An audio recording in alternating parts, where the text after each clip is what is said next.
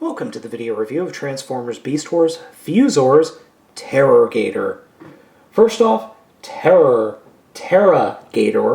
that's T-E-R-R-A-G-A-T-O-R, as in Terra as in Earth, is probably the coolest name I've ever heard in Beast Wars. I mean, it's very He-Man-esque, but still, it's cool. Terragator is a combination of a crocodile and a terrapin. A terrapin is a type of turtle. Look it up. And the beast mode just works. Perfect ambush predator.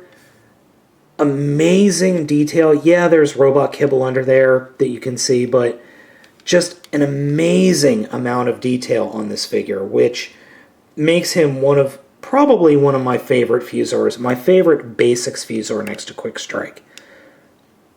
I mean, look at the detailing on this shell. I have not seen paint detailing like this on any figure.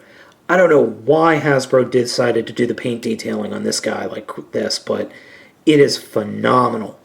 I mean, you've got multiple different shades going, multiple different layers of paint, and it's shiny. In this mode, he does have an attack gimmick, which is you push the tail in and he opens his mouth. You know, in real life, if I grabbed a crocodile's tail and started wiggling it, I'm sure the crocodile would open its mouth as well. But I just absolutely love this beast mode. It's a little bit wonky because of the nature of the transformation, but I love the overall look, and it just, I mean, if you ran into something like this in real life, you would be just shiting your pants. Oh, I just love this guy. Okay, so let's go ahead and get him transformed. First thing we're going to do is pop the entire shell off. And in doing so, reveal the robot within. So we'll pop the shell off, and we'll pop the tail off. Right there, that is the one thing I hate about this figure. I hate the fact that a lot of Beast Wars figures have this, where you need these parts. If you lose them, the figure is useless. So to transform, we'll just lift that up, pull those forward, swing that down and slide it down, and twist it so that we can just form the legs up. We're going to take this and rotate it down to form the shoulder. Turn that completely around like that, and rotate up the head. And here we have Terragator. And I have to say, in robot mode, he is a lot less impressive, sadly. I really loved him in beast mode, but the robot mode is not that impressive at all. I totally dig the part of the shell becoming his hands, but he's not very cool to look at. The head or the face, is actually nicely detailed and carries the shell motif along with the rest of the figure. Kind of that growling look.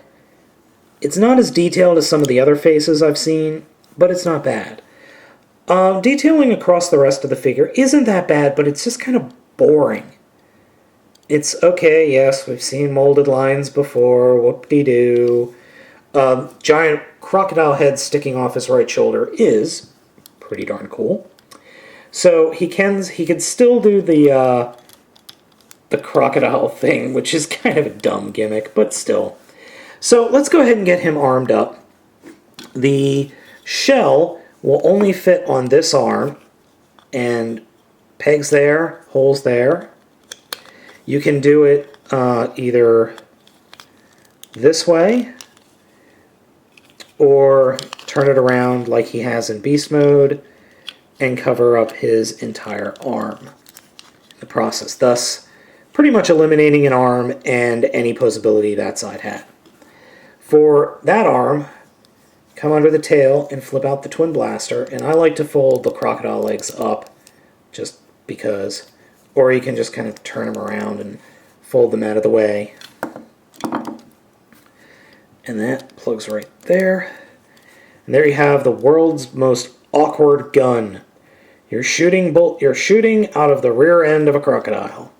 Unfortunately, this thing is so heavy that it falls down regularly. And as you saw, just even a little bit of movement will cause the shell to pop off.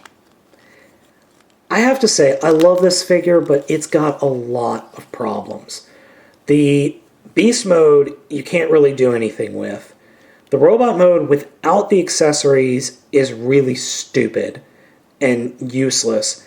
And then when you put the accessories on, he becomes just as useless. I mean, yes, he's got this mammoth shield, but you can't really do anything with it. And then you've got this mammoth gun, which doesn't look all that effective. And let's face it, I don't think the Maximals are going to be afraid of you if you're shooting bullets out of a crocodile's rear axle. But he is highly posable. And the shell is actually pretty light, so you can get some decent poses. He does look threatening, but in a comical way. Not in a, I'm going to mess you up. It's, I'm going to mess you up, and then all the enemies are going, sure, yeah, sure. So I like to think that he uses this shell as kind of like a Captain America shield, where he throws it, and it kind of spins all Gamera-like. But that's just me. So does this belong in your collection? You know, I think so. He's just different. He's different and he's unique. And that says a lot. He's got an interesting transformation. He's got an interesting robot and beast mode, even if the robot mode is a little meh without the accessories. But he's fun, and he's, next to Quick Strike, he's my favorite basic. Even with all of the negative things I've said about him, he's still just interesting. And he really is a robot in disguise, unlike some of the other basics, which you look at and you're like, oh god, this is a legitimate robot. So I recommend picking this up. I like him.